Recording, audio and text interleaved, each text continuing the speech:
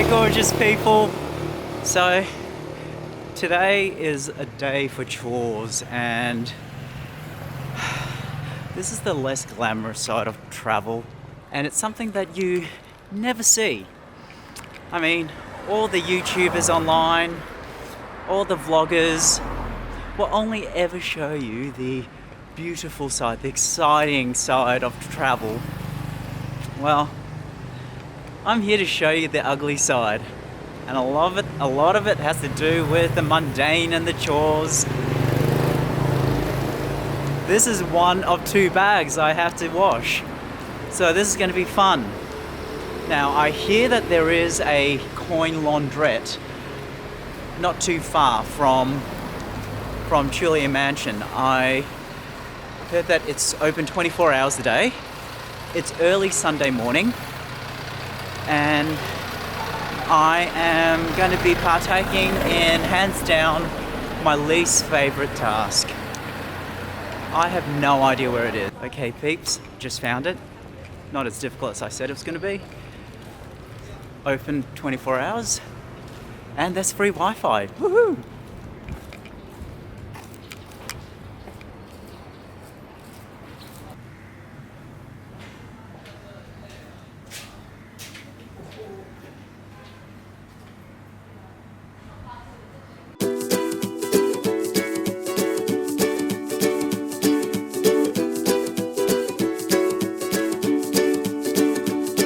The great yellow sun is reflecting in your deep blue eyes that day. Problem 1 encountered. Coin changer does not work.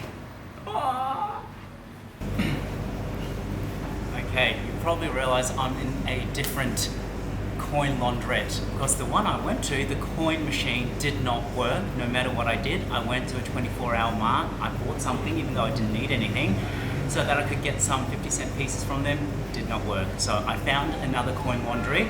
I put in my money, I got my tokens, so I'm going to link the address below. So if you're staying around the Chulia Street area or within this region, I will put a description and address and even a Google map for this coin laundrette, so you can come here instead of the other one.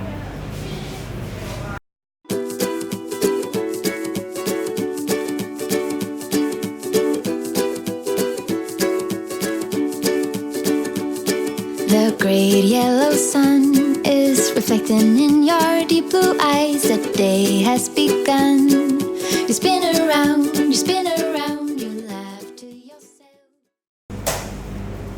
26 minutes, 6 of these 100 tokens, so that comes to 6 ringgit. That's 2 Australian dollars for a wash. It's going to take just under half an hour, and then I'm going to chuck it in the dryer, which I think is 5 ringgit. Pretty good value. Seeing as I have plenty of time now, I might as well debrief on my travels so far. Okay, we'll start off with accommodation. Stayed in the hotel in KL. It was okay. It was cheap for Bukit Bintang, so central location, second to none. Probably one of the best locations I could have chosen. However, the room was minuscule. It's probably the smallest room I've ever stayed in. And the issues with either mites or spiders, they weren't bed bugs. Some, creepy crawly arachnids or insects just crawling around everywhere, and there were ants everywhere. So, not my cup of tea. I probably wouldn't go back there again, and I won't when I return to KL later. The accommodation here in Penang has been fantastic. Staying at the Chulia Mansion, really cheap, like I said in an earlier vlog, 40 to 50 Australian dollars a night. You get 2 free drinks up on the terrace bar. You get free ice cream from midday till 10 p.m. I think. I know, how random is that? You also get a free breakfast included. I mean, it's brilliant. You saw the breakfast for what I paid for that room. Amazing, seriously. And location is perfect if you want to be in the center of Georgetown. We have the Chulia Nights food market right at the doorstep, and the Kimberley Street food market is only 2 streets behind. So well worth the price. And if you're looking for central, decent accommodation, stay there. I would like to add the air conditioner is phenomenal. I mean, seriously, I turned it on and within 10 minutes I was freezing. I actually turned the air conditioner off last night. First time ever. I've never ever turned my air conditioner off in Asia before. So I turned my air conditioner off last night before I went to bed, and actually only realised that it had been off when I left this morning, when I came out to the coin laundrette. So apart from being really effective, obviously there's really good insulation because I did not feel warm at all. In fact, I felt very comfortable without the air conditioner on. Food. Well, I don't think I need to tell you all how happy I've been with pretty much everything I've eaten. Well, most of the things I've eaten. My very first meal, first night in KL, in Lot 10, the Hutong market where I had the fried radish cake, that was probably the only disappointing dish I've had this trip so far.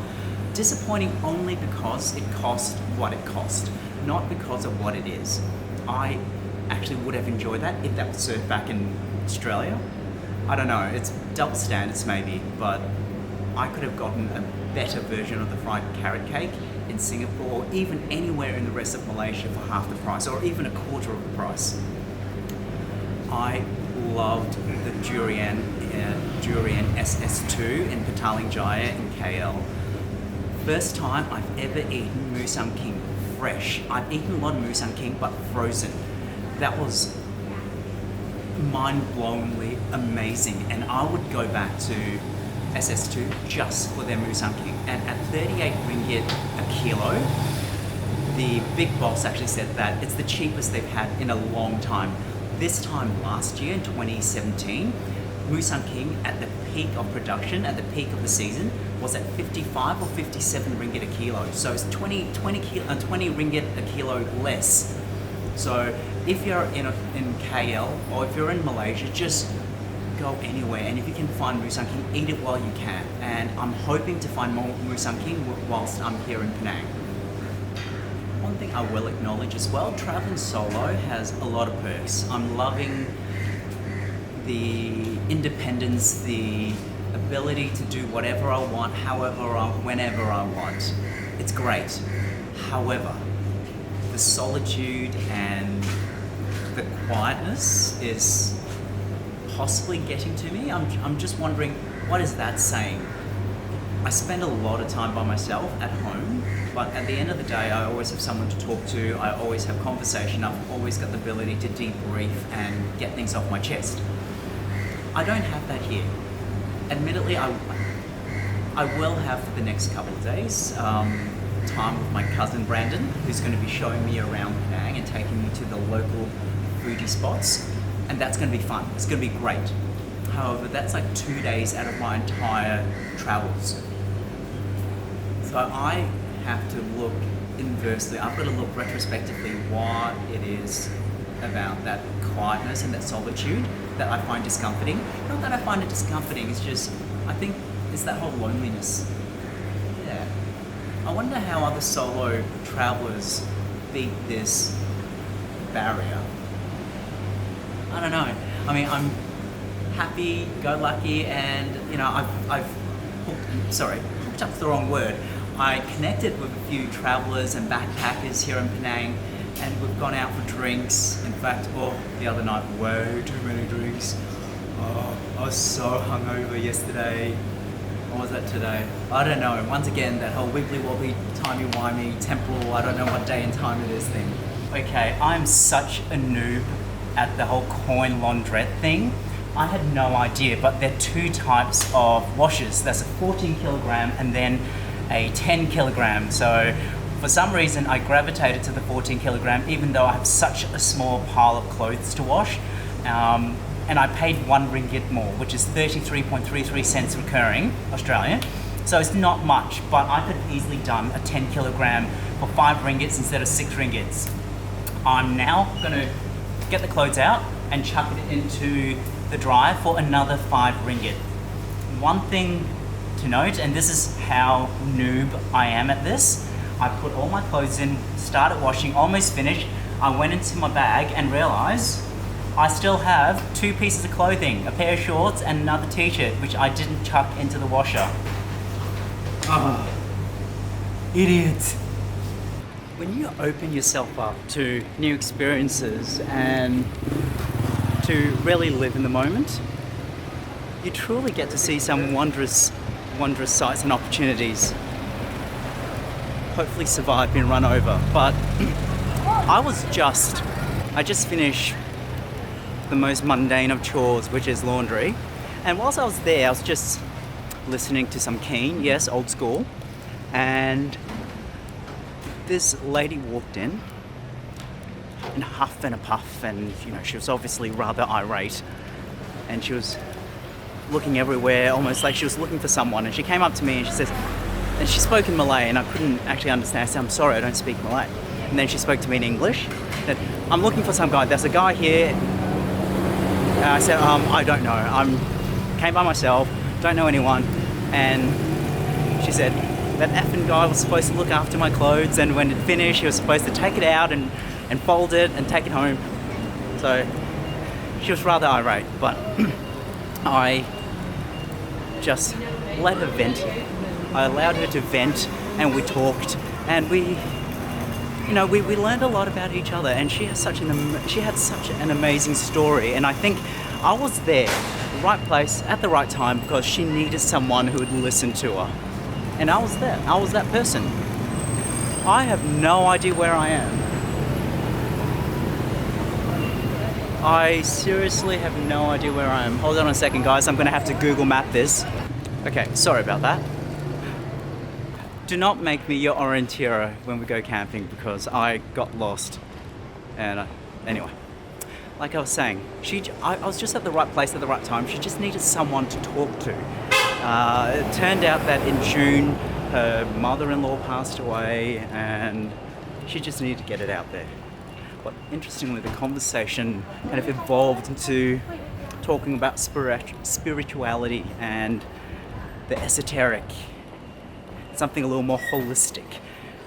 We actually had a very interesting conversation about afterlife and spirits and ghosts, because I was telling her about the mischievous Casper in my hotel room, the one that's been kind of taking and stealing and hiding my electrical devices. So it's rather interesting, because she believes it, absolutely 100% believes it. And apart from following the advice from my cousin, who actually told me, I've been speaking to him about it, and he actually said it's very important, every time you enter the hotel room, knock before you enter, before you scan your access pass, because you're meant to tell the ghosts that you're coming. And so this lady suggested that I take it one step further. I knock and then ask, can I come in? And not just can I come, you don't have to speak out loud. You can think it in your heart. And apparently that's meant to show proper respects. I haven't been doing that. I've been knocking, asking for permission to come in. I haven't been asking in my heart or out loud whether I can actually come in. So I'm hoping that by showing respects from now on, that Mr. or Mrs. Ghost, or ghosts, plural, will stop haunting me and stop hiding my things. So look, they can do whatever they want. They're obviously bored.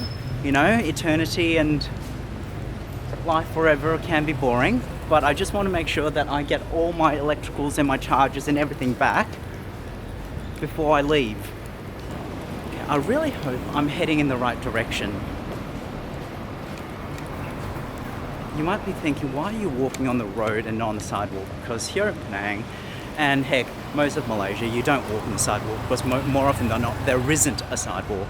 And even if there is, it's used as part of the retail business. It's a shop front, or in the case of Penang, they grow a lot of plants at the front of their shops and on the general footpath. So that's why most of the people will walk on the streets and risk life and death Ooh, there's a big truck coming. Okay, if we take the humidity out of it, so the heat is pleasant, it's the humidity that's the killer. If this was a dry heat, I reckon I'd be happy. Ah, okay, I know where I am. I know where I am. I'm almost back. Okay. I love Georgetown. I love, I know a lot of people say that, they like the modernity and, they like the modernity mixed with the heritage of a UNESCO listed city.